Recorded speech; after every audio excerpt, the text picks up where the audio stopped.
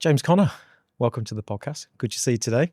Nice to be here. Thank you for inviting me. Oh, it's a pleasure. So the reason I've got you on the podcast is because the main theme today is talking about, I guess, are we building businesses to exit rather than building businesses to own? And we had a pre-conversation where we were talking about perhaps the fixation in exit planning and, what are we losing sight of? So that's going to be the main arc. So before I throw you into the deep end on that, just give me a bit of a potted history about your background, because I would say it's been unconventional coming into financial planning, but actually I'm not sure what is conventional these days. But for the people that don't know you, perhaps just give us a bit of a background check. Yeah, well, I certainly didn't leave school at 18 thinking I would be a wealth planner, as we call ourselves now. But no, my dream was to be a professional footballer. I was an unusual story in that I was privately educated from Twickenham, which is obviously rugby HQ for most people. And at the age of 18, signed a 5-year contract with Millwall, who had one of the best youth academies going in the UK at the time. And set about kind of fulfilling my dream, which, was brought to an abrupt end, sadly, with a knee injury about 10 games into my career. Oh, wow. Which was a real kind of difficult pill to swallow. But if I look back, I was then at an age, 21, where friends were returning from university. So it wasn't as if I was starting out again, in the early 30s, basically. And the then chairman of Millwall Football Club, a gentleman called Peter Mead, was the founder of the largest advertising agency in the UK, also from Twickenham. And he extended an olive branch and offered me a job in his advertising empire, as he put it. And that kind of led me into a completely different kind of walk of life. I then spent the next kind of 7 years working in creative advertising in central London, surrounded by some of the industry's best talent, an amazing and rich experience, actually, in hindsight. And it was only during that period that I started to develop thoughts about what I want to do longer term. And, we hadn't come from much as a family. Dad had run his kind of heating business from home. And the whole philosophy at home was, you don't work to live. Sorry, you don't live to work. Yeah. You work to live. And I'd always had an interest in people and meaningful personal relationships. And always got on better on a one-to-one basis. And in advertising, I just didn't have the confidence to get up and give these big boardroom type presentations that was needed. And I'd had an interest in personal finance because Dad had encouraged me to buy my first house when I was 18 with my signing on fee for Millwall. And some of the, older pros back then, because I was the only one at the club with an education, would quietly come up to me and ask me for advice. I wasn't qualified, but my instincts were always to help. And I literally found myself in my 20s picking up the personal finance section of the newspapers at weekends and reading, and I was interested. And I just thought, financial advice was going to allow me to combine an interest in people with an interest in personal finance. So I left the advertising industry at the age of 27 and started out as a trainee IFA. Friends at the time thought I was mad because I was earning quite well at the time in advertising, but I knew that this industry would suit me kind of longer term, and so it's proven to be the case. Yeah, you've done very well. And what was the trigger then to go into financial planning? Because it's not particularly well advertised, is it? It's not like a known career path. So what was the trigger? How did you find out about it, and what research did you do? As I said, I was working all hours in advertising back then. By which I mean, some days you were not finishing until 1 a.m. if you were on a new client campaign. It was a all kind of full-on existence. But in my spare time, I started just to ask the few limited contacts that I had, where I might kind of pursue my interest in personal finance. And as it transpired, one of my friends in advertising, his dad, had founded an IFA practice, and they were fairly well exposed to the advertising sector.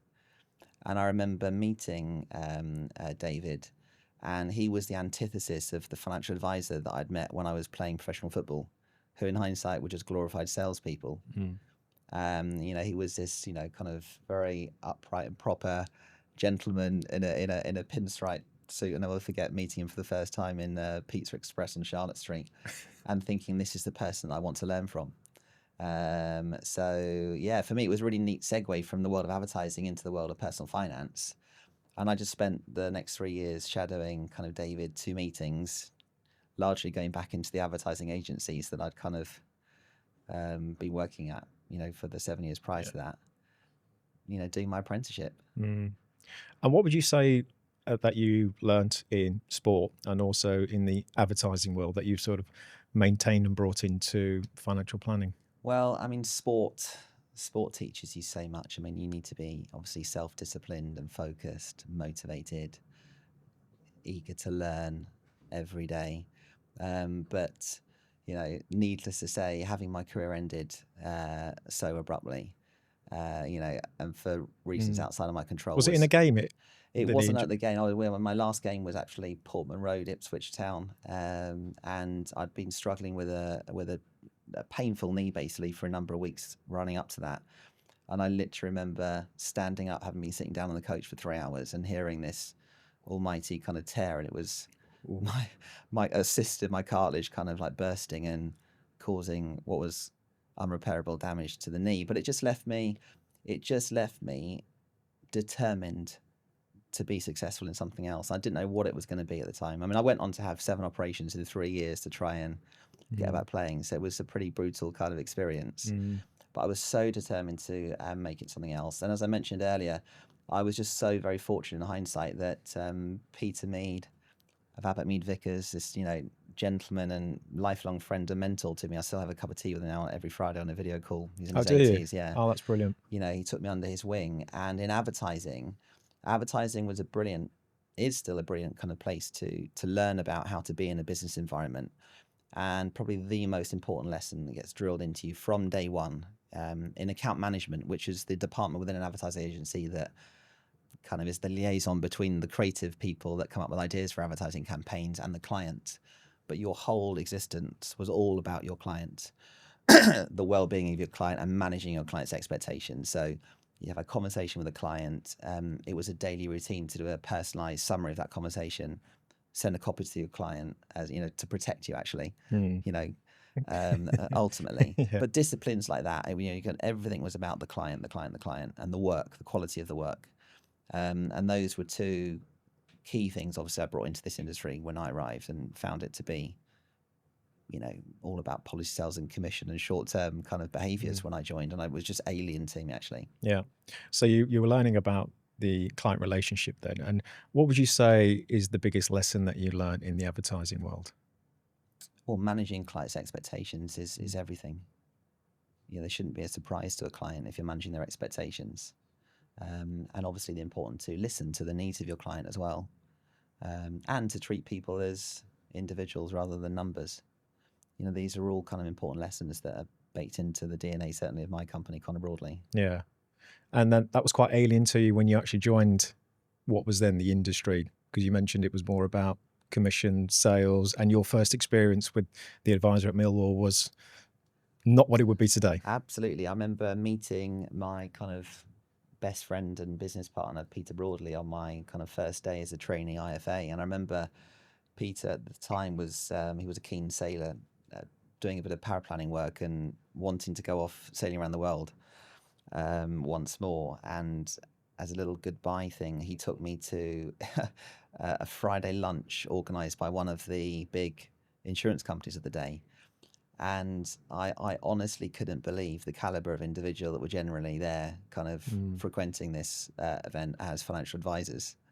That bad. And I'd come from advertising, which in hindsight was just so much more professional. And I remember saying to Peter, God, if this is the general standard out there, there's an opportunity to do something so much better than this.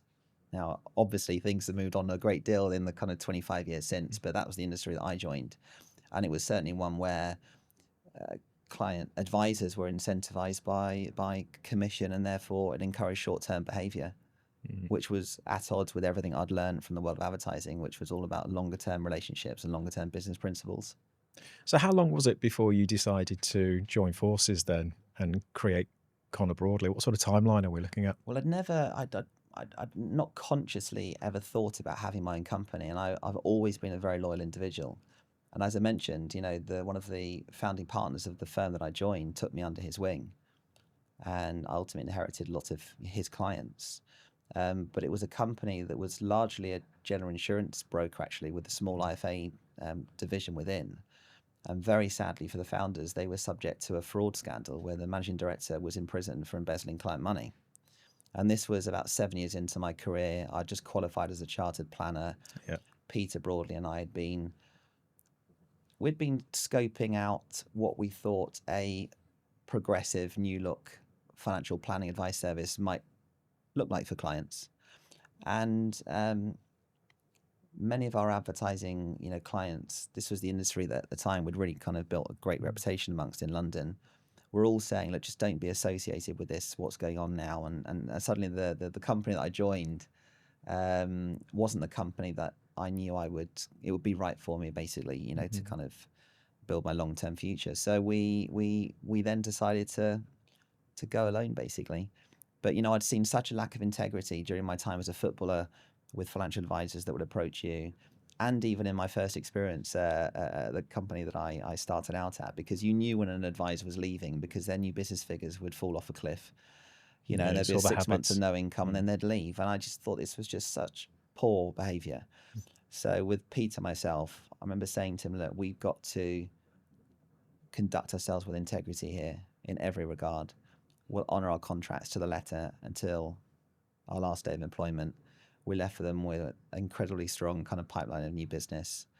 And we waited until we'd left. And then literally on the Monday, 19th of May, 2007, went to Regis Berkeley Square. There were 2 communal computers. So we had to get there at 7 a.m. to make sure we were first in the queue for one of those. And went online and Googled how to set up a limited company, basically. Because we'd made no prior plans. Oh, really? There was no planning? There was no... We thought we're going to have to honour our contracts to the letter, which we did until the Friday before. And in hindsight, do you still believe that was the right thing to do? Absolutely, because, we were saying at the time, we can't entice any of these former clients of ours away. They'll need to come to us. And we knew that some of them would, because we knew that they were big supporters of us and what we were doing. And we were different. We were embracing planning and longer term principles, longer term relationships. And we were just very, very lucky. We earned just enough money, I think £250 in month one, but it was just enough to kind of pay the £242 kind of fee that we had to give Regis at the time for a virtual kind of address and central London telephone number. Yeah. In each stage in those very early weeks, we had just enough income coming through the door to not have to compromise, those founding principles of integrity. And we've fortunately kind of gone on to build the business we have. So it's nearly 20 years then? 20 years, yeah, next May. And do you look back with fondness at those early years? Because, I know what it's like when you have to set up a business. You've got to go out scrapping and saving and working and doing things which, you're looking for opportunities and discounts in terms of the offices. So, but when you look back, what does it look like to you? Well, we're based now. So we spent the first best part of 10 years using a service office facility in Berkeley Square. We did that, by the way, because if there are 2 further lessons from football and advertising was the importance of image. I remember saying to Peter, if we have nothing else, we need a really impressive address here. Yeah. And that certainly provided it. And we're now only a stone's throw from there, around the corner.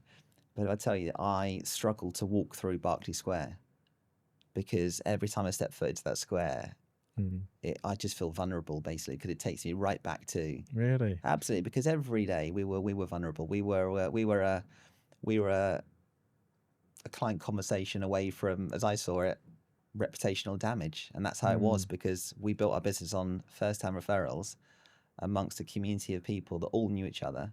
So there was always reputational risk. Yeah. And we couldn't afford for anything but a great word to be said about us, basically. So we were so obsessed about that and living with this kind of state, which we still have probably of healthy paranoia. And that's what it was like, basically, for a good kind of 10 plus years. It's only now... It must be quite hard, though, to have that, as you call it, healthy paranoia. But that fear of, somebody saying something negative, that must be quite tough to handle in terms of taking that home as well. Yeah, well, I'm fortunate enough to have a very kind of loving and understanding kind of wife and family. But, going back to my career and my football experience, I was just so determined to make a success of it. Peter's been the best possible kind of business partner in supporting me in our efforts in that regard.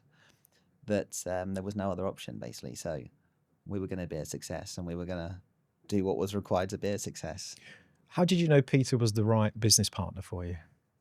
We used to have a drink every Thursday evening. It would be no more than 2 pints, and we would talk. This is back in the day. I mean, I was very inexperienced. I remember Peter laughing at my expense doing my FP1 exam, as it was at the time, when I incorrectly spelt guilt. I put GUILT, and he just went into uncontrollable laughter.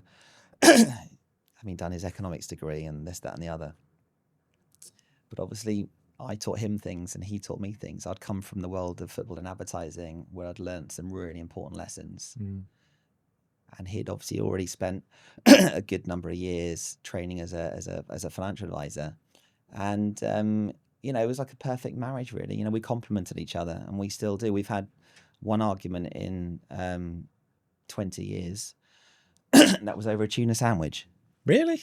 Exactly. We were How can you have an argument over a tuna sandwich? Well, we hadn't taken the salary out of the business, probably about 2 years in, working longer hours than ever, and we would take it in turns to buy each other a tuna sandwich from the Pret next door. And I was convinced it was Peter's turn to buy, and he was convinced that it was mine. Oh.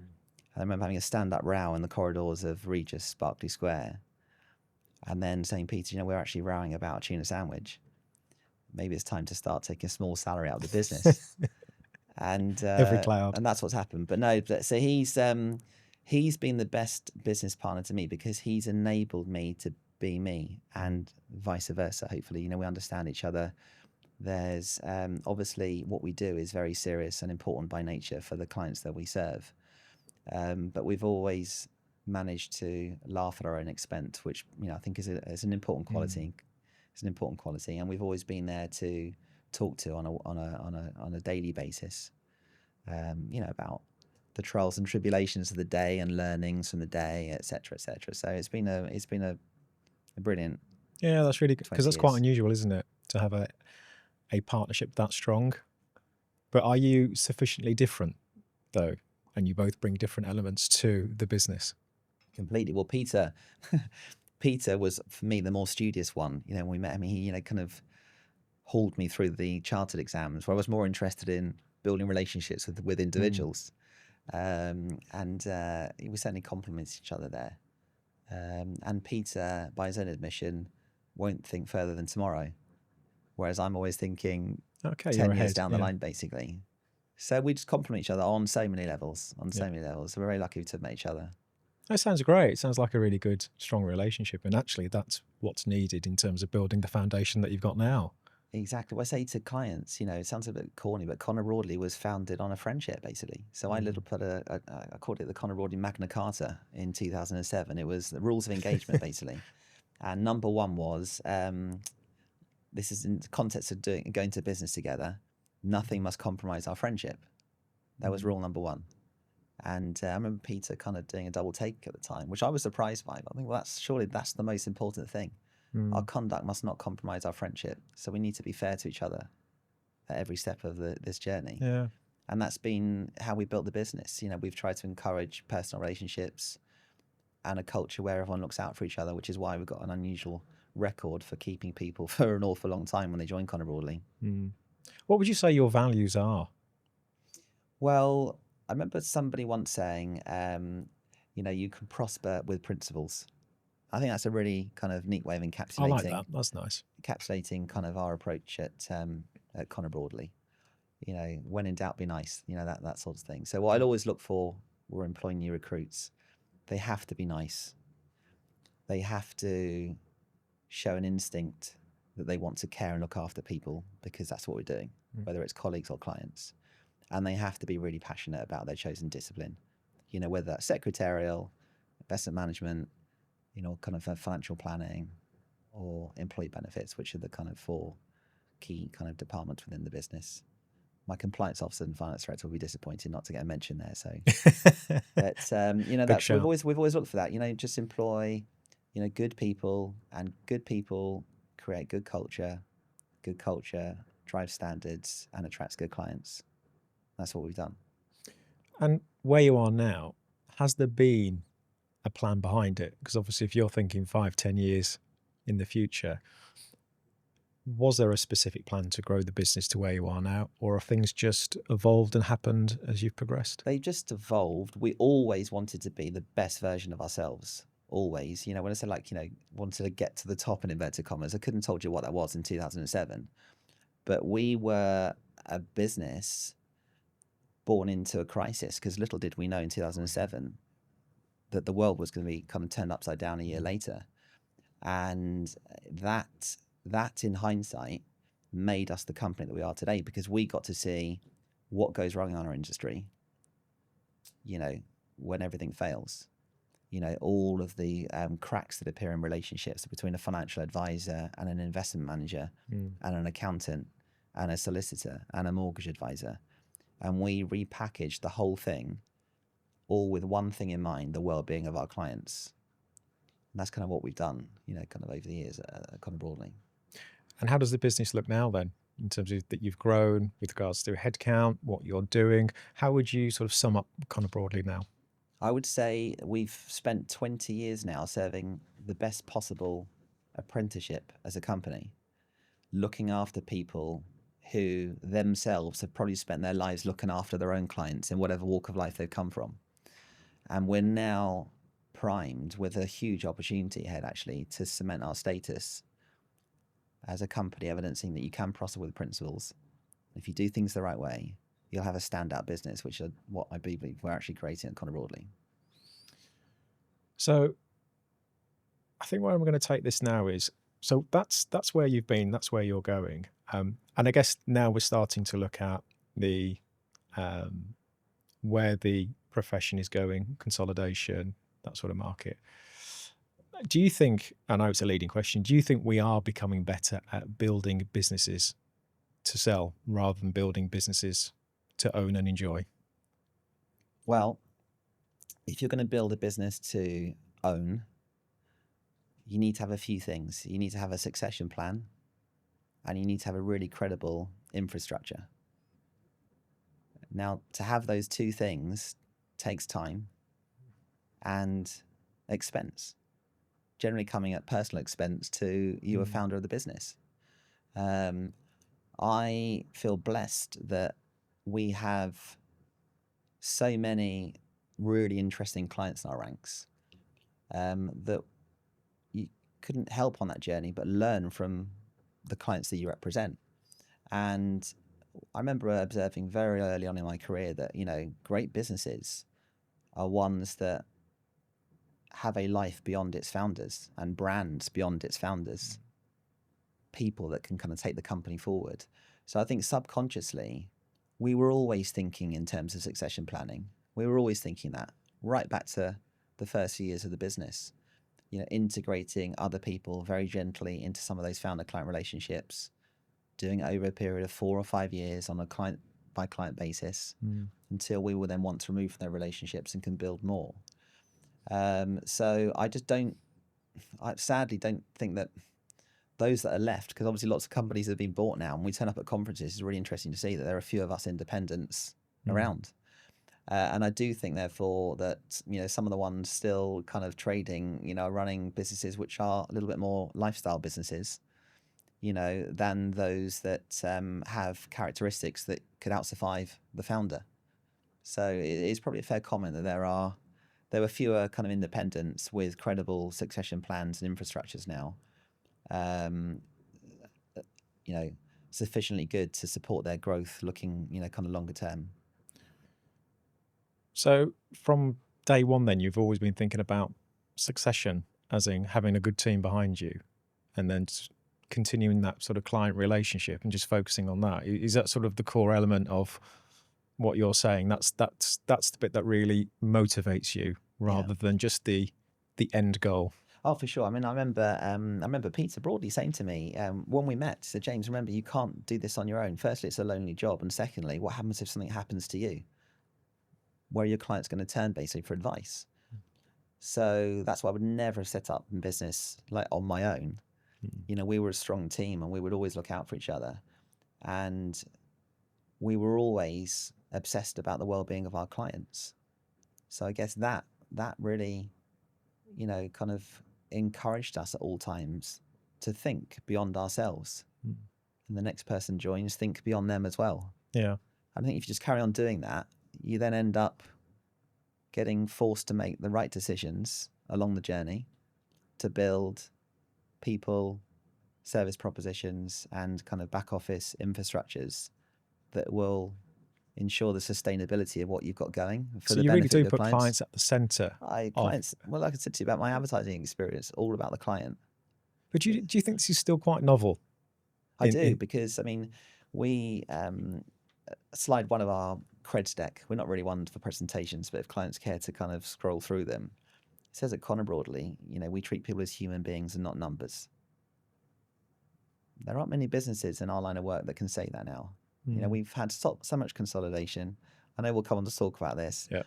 And there are merits in consolidation, but when it's been supported by so much I've called impatient capital, that is completely at odds with the DNA of businesses like ours, which are steeped in longer term relationships and longer term principles. So we've always had that embedded into the DNA of Connor Broadley, and that's the unspoken contractor thing. And the client signs up, naturally expected us to be making sure that there are disciplines and systems in place behind what they see. Yeah. To ensure that the personal service that they encounter when they meet us for the first time is a sustainable service for life.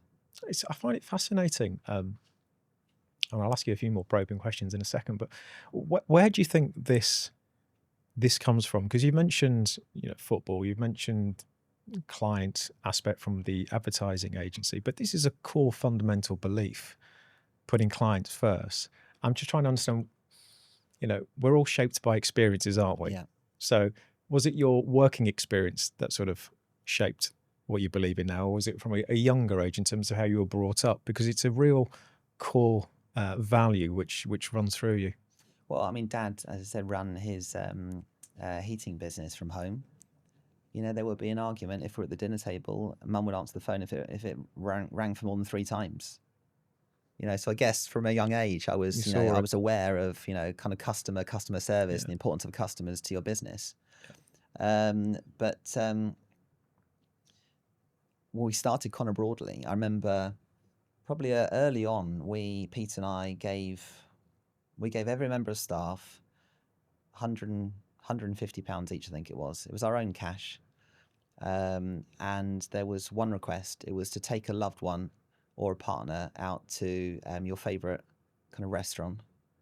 But we were going to report back in a month's time on your experiences and whether you felt you had good service or bad service, good value for money, bad value for money.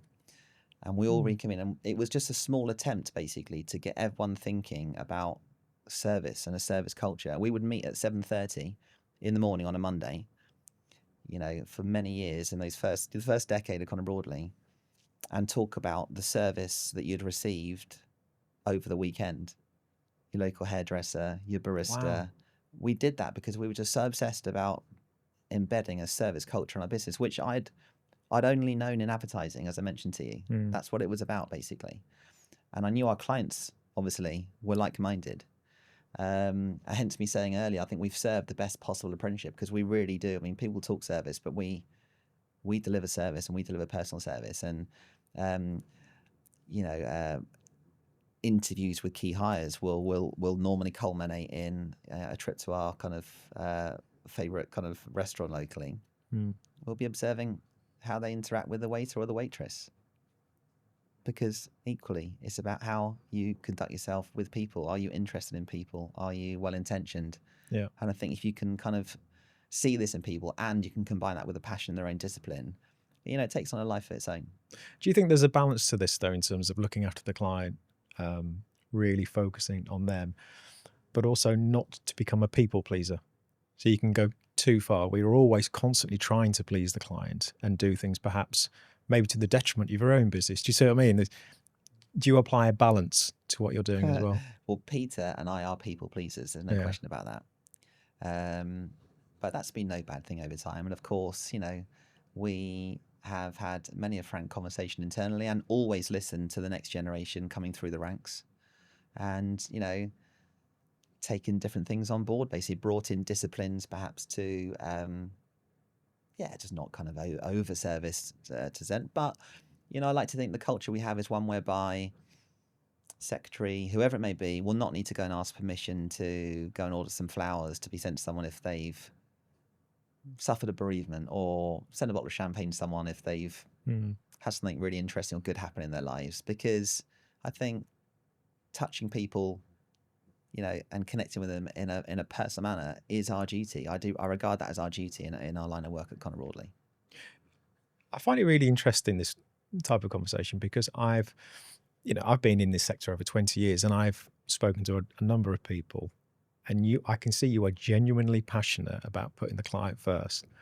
I can't say that about everybody, which is a bizarre thing to say given the nature of what a financial planner is. Yeah.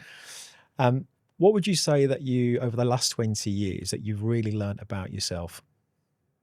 I remember once being in a presentation and hearing about the word resilience, which I think when I was growing up was led to believe that you're either resilient or you're not. But the gist of the presentation was that actually resilience is almost a set of skills that you can learn, through experiences to see you through the lows as well as the highs. I think, Pete and I have been enormously resilient basically as individuals, and have our kind of long-standing members of staff at Connor Broadley, because we've built a business over 20 years that's had to cope with the global financial crisis, pandemic, Brexit, war in Europe. It's been a pretty uncertain kind of decades. Yeah. And we've needed to weather a number of storms. But I think if you have a code of conduct and a set of principles, it's something you can fall back on in those times. And as long as your clients are aware of that as well, then you do go on the journey together and you are stronger for it. So I hope that answers your question. Yeah. I mean, you're coming across as a really, thoroughly decent human being, James. But, when I look at this, I know you've built a successful business. Have you ever been tempted to listen to one of the consolidators or the M&A people to think about an exit route? Because, it would be a valuable business. PE money is coming into the sector. There's no doubt about that. Have you ever been tempted?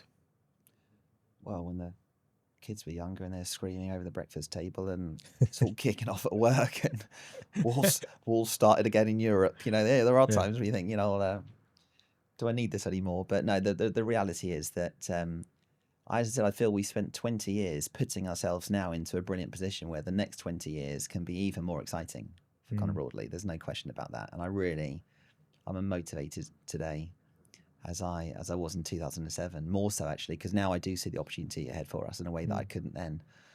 And what's changed with regards to the opportunity? What do you foresee now? Well, obviously we've had a lot of consolidation in our marketplace. There's so many of the larger companies now treat their customers as numbers and not as people.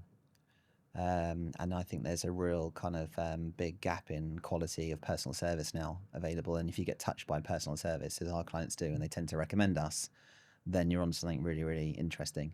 Obviously, we brought in disciplines on the journey.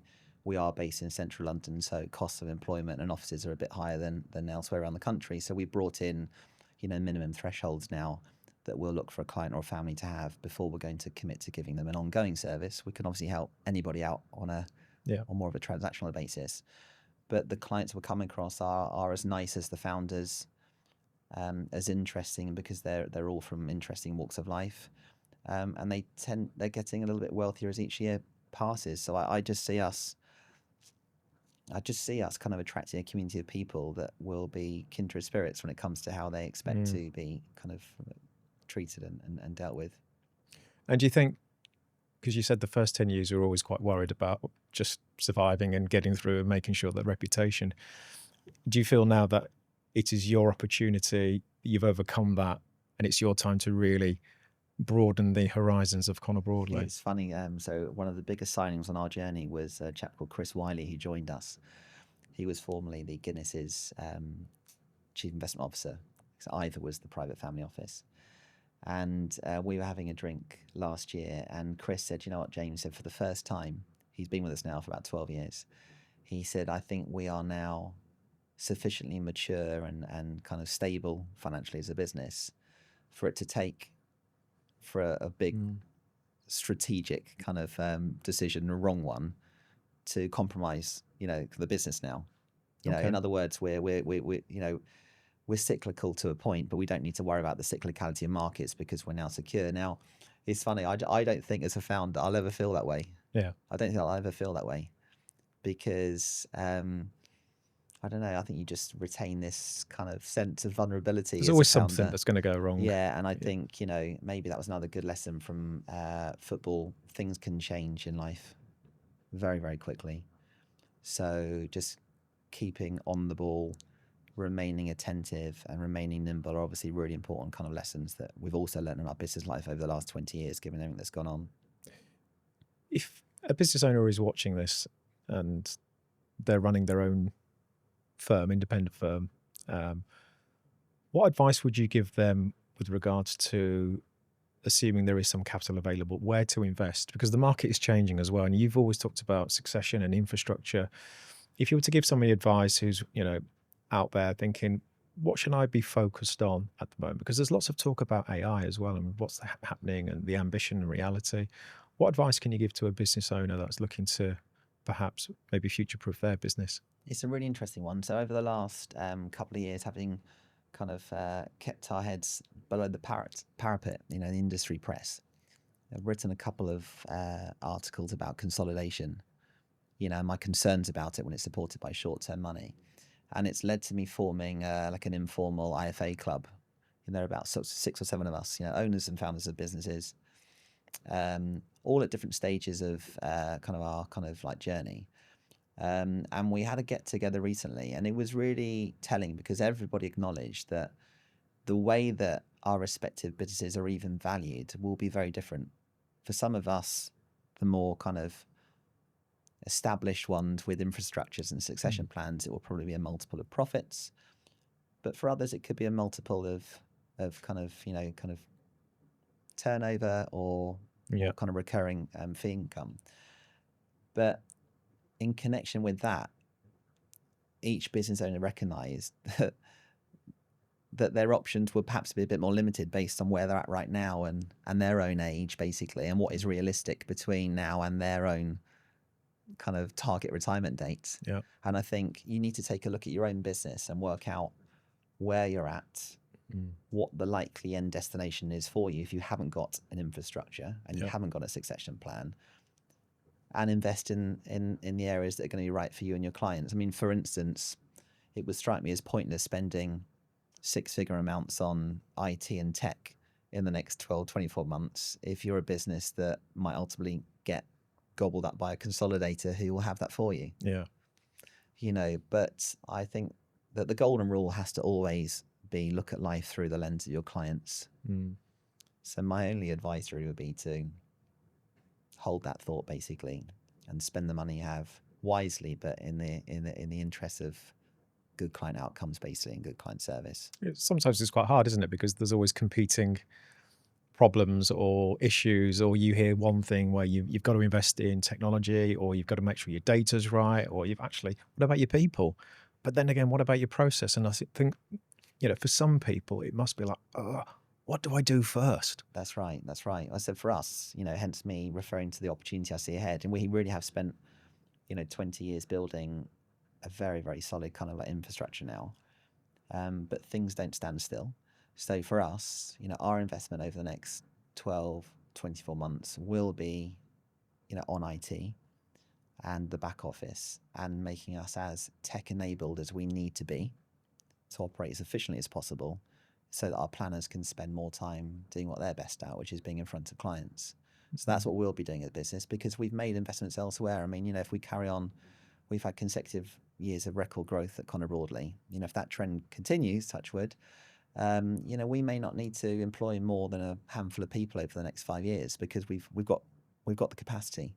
Yeah. We've invested ahead of the curve, but we will invest in IT because there are some really interesting kind of changes and potential operational efficiencies that we can, in our opinion, kind of. When you say create now. IT, can you boil it down with regards to what area of IT? Because I know data's talked about an awful lot, but it's really just like, having relevant data so that you understand your business and the things that are important to understand. And obviously, all of the kind of soft facts that will more easily enable an individual that's servicing a client to demonstrate that intimate knowledge and understanding of the client in their interactions by having some really helpful kind of information to hand about the client that you might have discussed a few years ago and forgotten about. But can it be stored somewhere in your database such that almost at the click of the button, if it's interested in music, whatever, and you didn't know straight away who's interested in music, let's not forget that, because we've got a music event coming up, that sort of thing. So connecting the dots. Yeah, definitely. I think that's where, so I mean, data, it's all going to be out. So people talk about data, but without getting too obsessed about it, I think we're a people relationship-based business, but if we can be supported by a really slick back office with clean data, we'll be more informed, basically, as a management team, and more able, therefore, to make decisions in the interests of our clients and ourselves. And what can a client expect from Connor Broadley, your business, from servicing a financial planning? What do you offer? And actually, what will you offer moving forward over the next 3 to 5 years? Well, I mean, as I said, we were born into a crisis, and everything we did in those early days when we were developing our service proposition was always putting ourselves in the shoes of a client and questioning what we would want, from an advisor. And the one thing we were always passionate about, and it's been hugely satisfying to see the kind of dial shift in our favor here, is that we are all about financial wealth planning. So we are a planning-led business.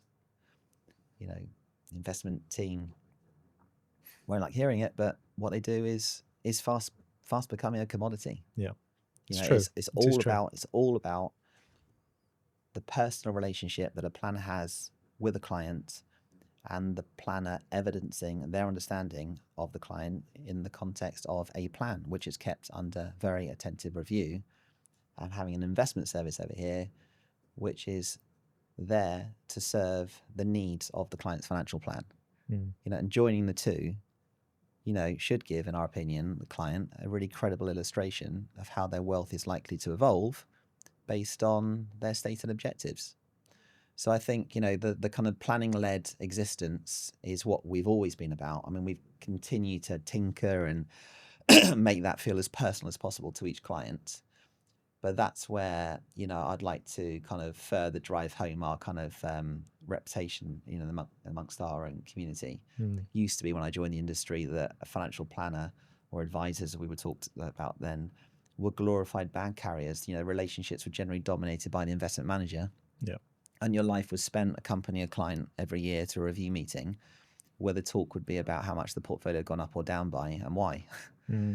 Whereas now, clients that have been with us for years will refer to their plan, basically, being the thing that's most important to them, because that's all about them and their lives and what they want to do. Because it used to be the investment management, financial planning or advice used to be the poor cousin. That's right. It was the tag on, wasn't it? And That's now right. It's starting to become, that's right, as you are, financial planning led. So really, that's the focus, that's the core around everything. Absolutely. But joining the two, because, as I said, one of the observations when we outsourced in 2007, 2008, there was a real mismatch between the needs of our clients' financial plans and how their money was being invested by external third parties. And it was only because of that we decided we were going to need to build our own in-house investment capabilities. It was not to make more money. It was to take some control over a hugely important aspect of an individual's affairs, namely the investment of their money, and making sure that there was accountability, and an investment manager would be accountable based on stated needs stated risk strategy and stated performance objectives per client and per client's financial plan. So it's all wrapped up, really looked after. Yeah. So here's a question for you. This is I've posed this recently on LinkedIn. How do you define to a client value with regards to what you do? Because sometimes, personal experience here, a family member to me said to me, and she was very kind and showed me the portfolio and a breakdown of the costs, and she was saying, what am I paying for? And that led me to start to question, well, actually, how do you define value to a client? Because they don't really understand all of the intricacies of what you do. They don't understand the investment management. They just want to know if it's up, great. If it's down, that's not so good. So if I was a client of Connor Broadley, how would you define the value that you would give to me as a business owner? Sorry to put you on the spot there, James, but no. I remember one of our founder clients, who's sadly not with us anymore, coming in 15 years into his relationship with Connor Broadley, and hugely successful creative individual. Like lots of our clients, actually, our world is certainly not their world, and therefore, one might describe as vulnerable, really, and open to kind of risk, if ever they were kind of to meet bad advice. And I remember him saying that he felt safe with Connor Broadley.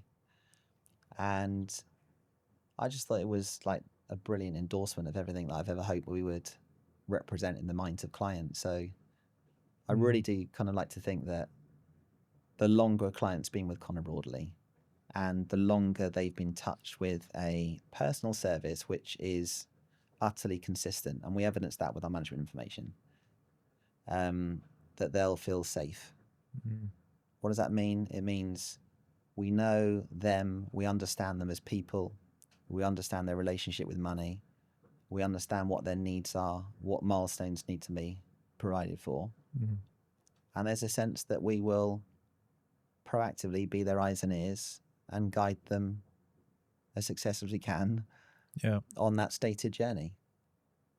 I think that's the best kind of definition of value that I can think of. But safe isn't a metric, is it? It's not at all. It's a feeling. And I think that's probably where you want your clients to feel safe, secure, that they know you're there for them and you've got their best interests at heart. And this is sometimes, I think, hard to quantify because we're in a sector where we demonstrate our strength and our badge of honours by qualifications or how many assets we've got under management. But from a client perspective, surely the most important thing is how they feel about the relationship with their advisor. And I think sometimes the profession is losing this in its thirst for numbers and short-termism. I completely agree. I mean, we were about 10 years into business and we didn't have any marketing collateral because we built the business on first-time referrals, as we, kind of still do. And thought we ought to have something here. We're grown up now as a firm, and we engaged the help of a number of long-standing clients who came up with the idea of a little book that we have, and it's called Lifelines. And the idea is that the lifeline in your hand is obviously individual to you. So we had a number of them have their hand photographed, and they've given a little snippet about their experience with Connor Broadley. But of real interest to people that read it, they then detailed their own personal lifelines, and there's some very intimate things that get revealed. And for us, that was just an expression of actually what we do here. It's about understanding you as a human being, your own personal journey and where you want to go, and being that ultimate financial comfort cushion. Yeah. And do you advertise that? Do you promote that? On our website, actually, there are a few examples of it, but the book there, and it's always a nice little test, actually, when you give that to new clients, because bear in mind, when clients come through the door, we've got much better at recognizing whether they're going to be a good fit for us or not. If people, make noises which are short-termist, we'll know that they're not going to be right for us. And when we're lucky, that doesn't happen so much because we get referred by existing clients. So you tend to have like-minded people coming to us. But that's always a good little test there, and it will strike a chord with the right person, and they'll say that the sense of that there is exactly what I want, basically. Yeah, it resonates, doesn't it? Yeah. I think that's really good. I think that should be I don't know, people who listen to this should be promoted a little bit more, because that's the key thing. As I say, I was doing some research recently. I don't think people, I think having numbers can give a client a sense of, it may be security. I get that.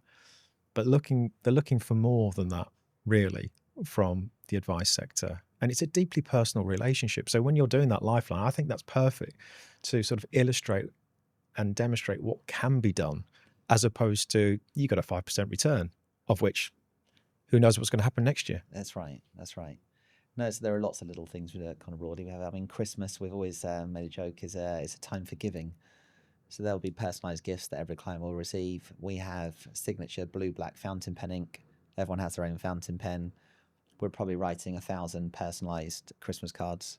Doesn't happen nowadays because we stopped receiving them from third parties ourselves. Yeah. I think people are just missing a trick here. They're missing an opportunity to connect with an individual on a personal level and to demonstrate that you're interested in their lives and you actually care. Rather than 2 clicks and that's it. That's right. Yeah. And we do that. We've done that consistently as a firm over many years now. Do you still have those meetings where, sorry, James, do you still have those meetings where you get together in the morning and talk about client care, client service?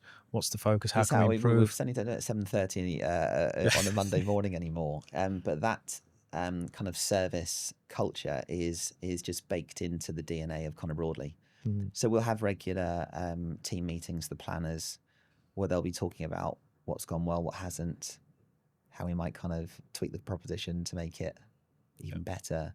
We have a kind of monthly team kind of gathering when the drinks trolley tends to come out on a Thursday afternoon.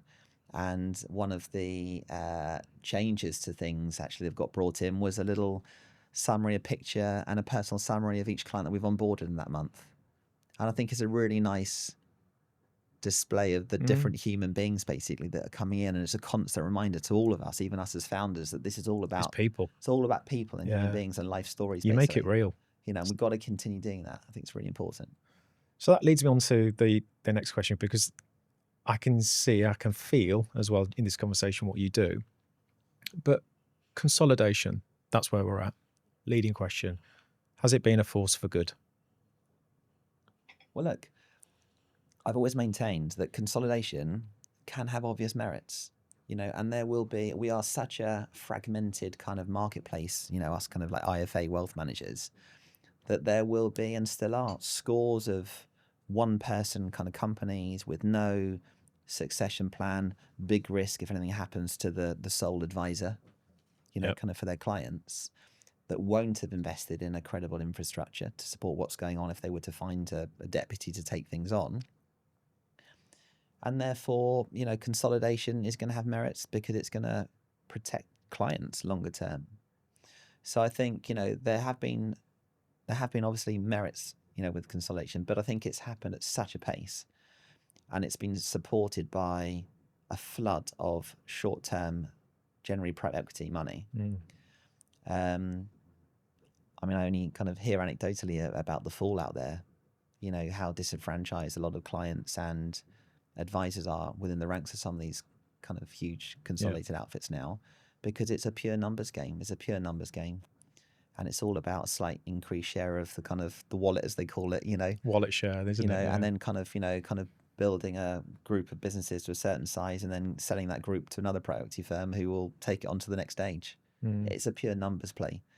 For me, Peter Mead, who I mentioned earlier, my former Millwall chairman and founder of Abermead Vickers, the big advertising agency, has always said to me, James, look, don't make profit your guiding principle. It should always be about just build a great business, and as a consequence of that, only as a consequence, will you then have a business of real value. And the chat we had last week, a business then that maximizes your options as a founder, because it will be desirable. And then you'll be able to kind of pick a path that you feel is right for you, your clients and your staff. I know this is a romantic view, but is it possible that you can bring in PE money short term and still have the client at the center of everything? Because obviously you're generating profit, you're doing really well, you're picking up referrals. Is it possible to have that business model out there? Because I know we're talking about short term, cycles, all about the numbers, but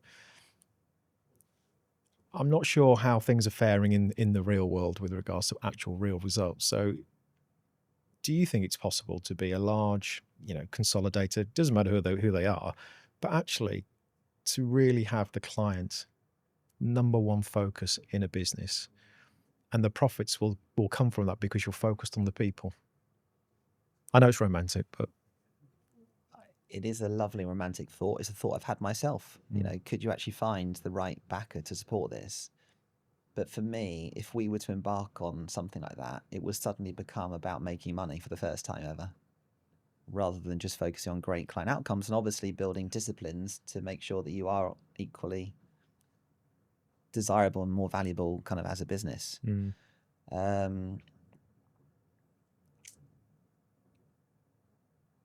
Listen, for us, we only do this once, right? Yeah. Founding a business. And I just feel an enormous sense of responsibility towards our staff and our clients to make sure that we do things the right way, as we did going back to month one of the business when I told you, we conduct ourselves correctly, basically. And I just can't see the end destination for a company like us being kind of private equity money. I know they say never in life, but we get approached all the time and it's boring, quite frankly. And I can't tell you how many times the approaches are impersonal as well. You think you've only got to go onto our website to get a little glimpse of the personal. Yeah. It's just completely impersonal, and I remember propositioned once by, an outfit that saw us as a great platform asset. We're talking of a very low volume, high quality IFA roll up, as they called it. Let's just go and buy no more than 2 or 3 businesses. Well, the same firm went on to buy 17 different businesses, gobbled them up, put them all together, in this kind of subsequent 24 months, and thinking, well, I can quite see how these people get on a journey, and then it just becomes so seductive to go and find the next and the next and the next, so they just can't stop themselves. Yeah. And it's just not a risk I would be prepared to take.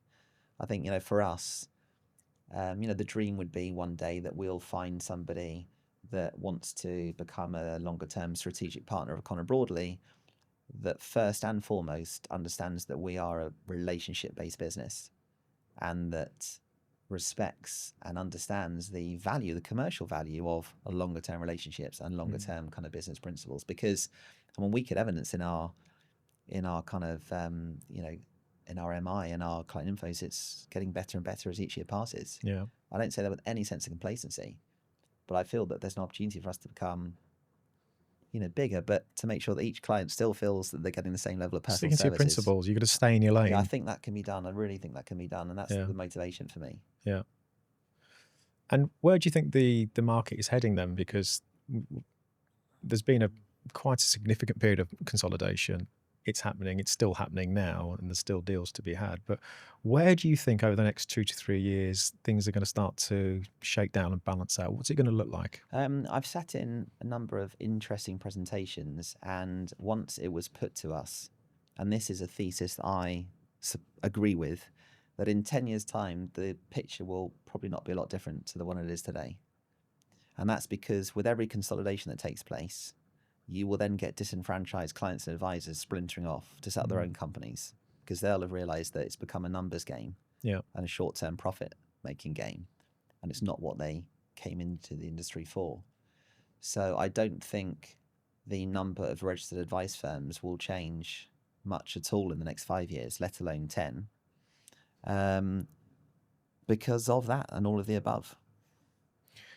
And it's an aging market, though.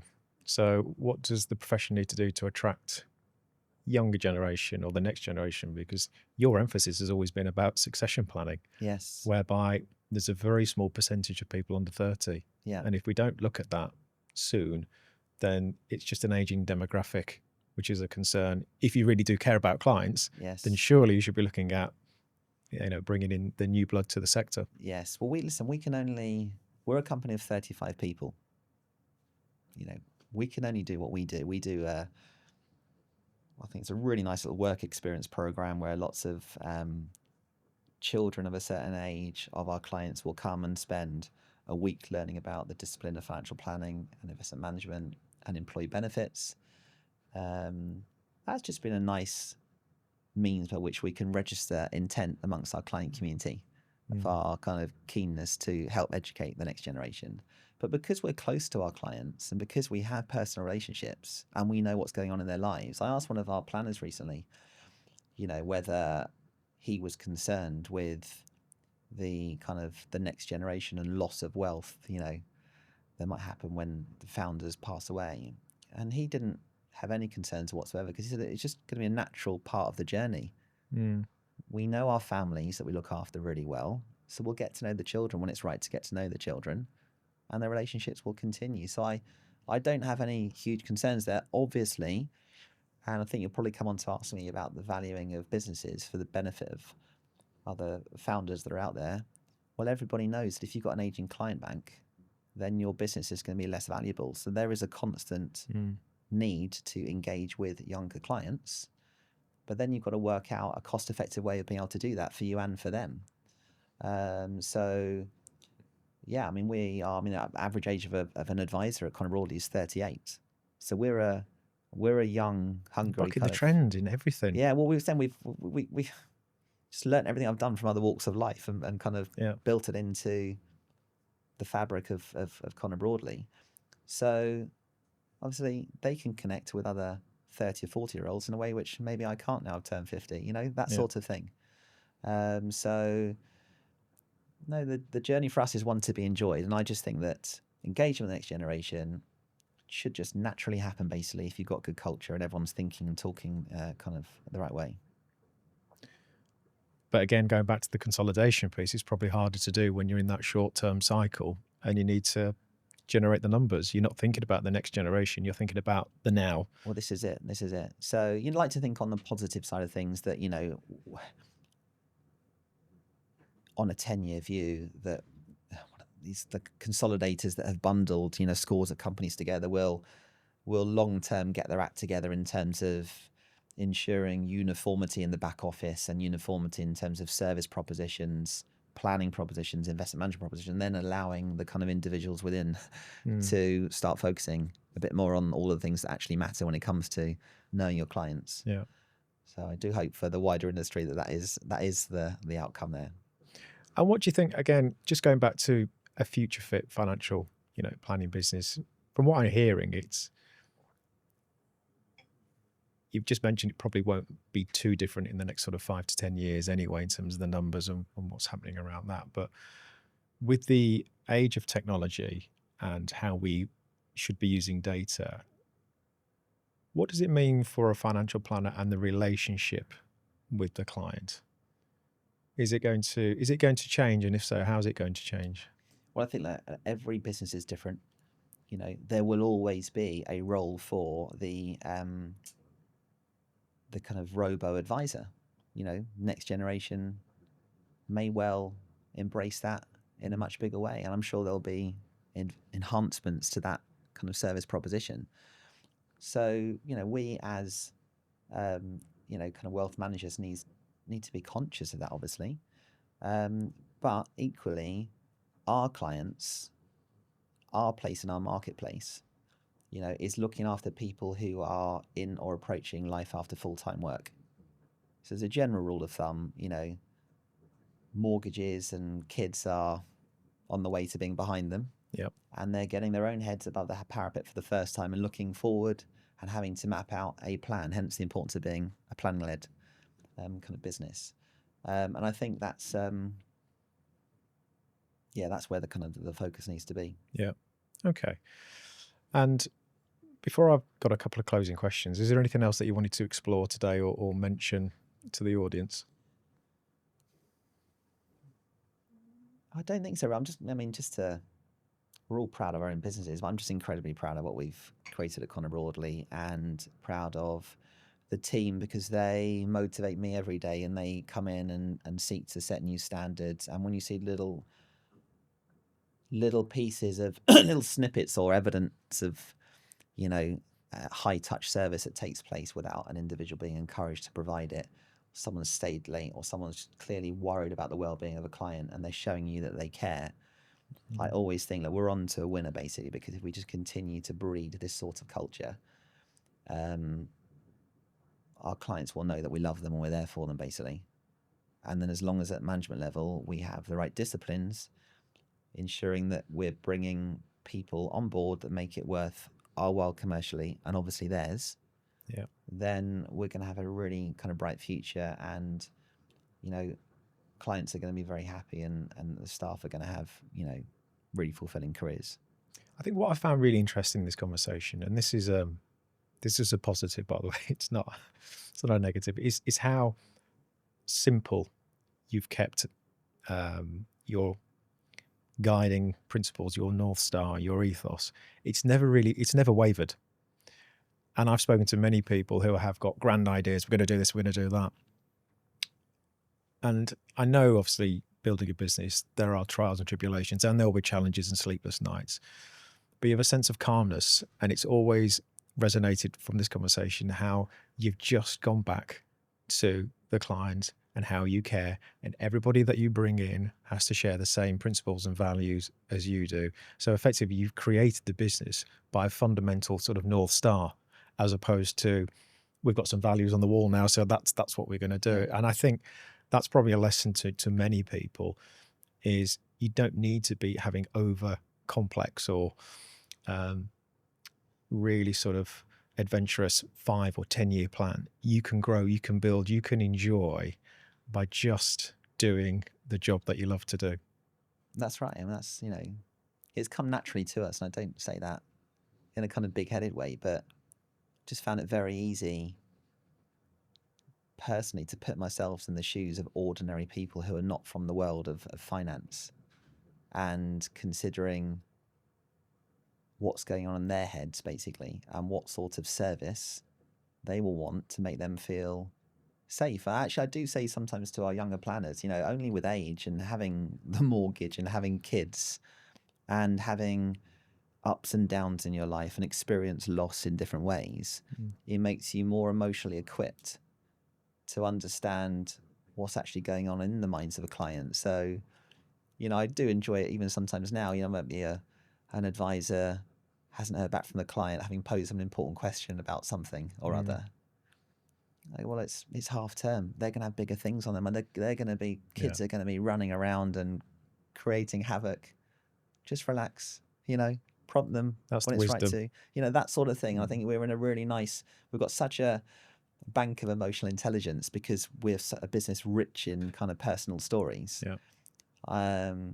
Well, as hopefully coming across, I'm just hugely passionate about it, basically, and it's just been easy almost to inform how we conduct ourselves. It's probably the one bit of advice that Peter Mead in my weekly chats has always offered me, and he said, you could almost put up on a wall, what do you stand for, and it's a good place to always go when you come to those decisions when you're questioning what you might do. You asked me about, kind of private equity earlier. Well, that would be at odds with words that you'd use to describe Connor Broadley, so it'd be an easy no. Yeah. Is that sort you of just stuff. Stick to it. That's all you got to do. It is. It sounds so simple, doesn't it? But we get involved in so many different ideas, and sometimes the ability to do the job and enjoy it and just keep to those principles, it serves everybody. So we don't need to be ultra creative. So my final question then James, is I ask every guest this as well, and it's my magic wand question. Okay. So I'm going to give you a magic wand, and that magic wand, you have one wish and one wish only. What would you wish for and why? Well, obviously long-term personal satisfaction, I think, and fulfillment and happiness is, all I want out of life. Yeah. Probably shaped by experiences. Well, my football career, as I mentioned to you, because I was really cut up by that whole kind of experience, and I just want, to kind of have meaningful relationships with family, friends, and my work colleagues and my clients, and that's all the community I need, basically. That's it, yeah. Keep it simple. Exactly. Keep it simple. Well, James, thank you very much for joining me today. I've learnt a lot, and I'll take away. And thank you very much for your time. It's been a pleasure. Thanks for inviting me, James. Thank you. Cheers.